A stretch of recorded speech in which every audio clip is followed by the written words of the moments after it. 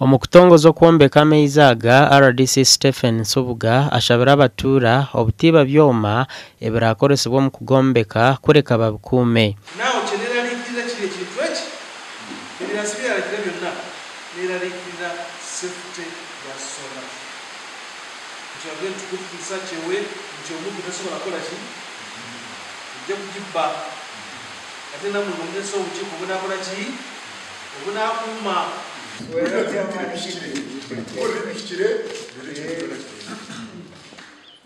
watukoreraje mutwagire yiwe promotinga kugeza kuri watukoreraje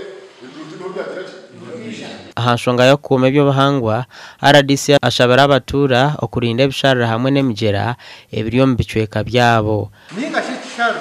ningo mulimi iwe waza kuri mirimo yawe uri kugira ngo mukama wita usiga mu mita 20 basaba utonde murabire inziza mwe murabire bisalira n'abantu bigwaho maze bikusoboka bamwe mu batura n'abajango batwire nubabona n'amizi kandi bina amasikongu amizi agagaba gahwire emiturire yabo neija kuhinduka. Bwambare cyo kubanza tubire ekintu cy'amizi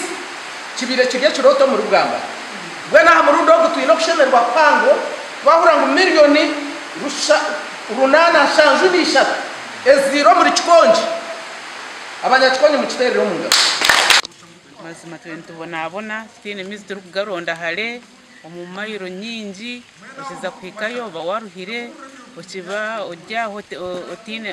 hotine mizigo kunywa werwa mwiri kapendeza or contractor wa project age najangu naza koro mu rumo gushemerire kandi ashabira abatura okwatanisa nawe tukora hamwe